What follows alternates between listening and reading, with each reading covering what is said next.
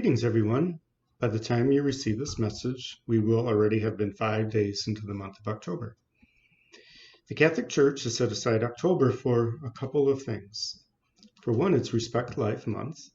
It's when we take the time to reflect more deeply on why every human life is valuable as we rededicate ourselves to building up a culture that supports life from conception to natural death.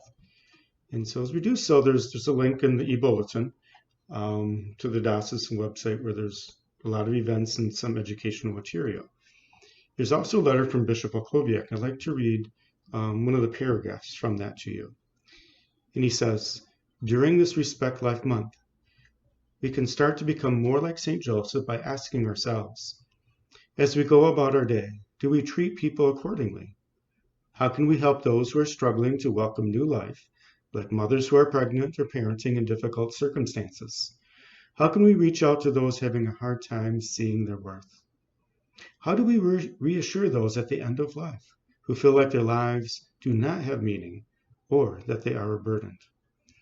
And so these are good questions that Bishop Olkowiak presents to us. And so again, I encourage you to look at that link and together to pray that we build a culture of life. In speaking of prayer, October is also the month of the Rosary. It's when we celebrate Our Lady of the Rosary, when she gave us this beautiful and powerful prayer. So I really encourage each and every one of you, and together with your families, to pray the Rosary. And with all the needs that we have in our world, what better way to address these needs as we begin to address them in prayer and followed up by our action, our education, and our advocacy. And so there's also a link to some materials for you and your family about the Rosary. And then also there's a link to another video in this e-bulletin.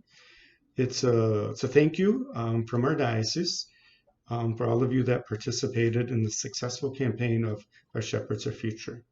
So I want to thank all of you personally for that, and just take a few minutes to watch that video as well. I ask for your prayers as well. This coming weekend and following week, I will be going away to do an annual retreat.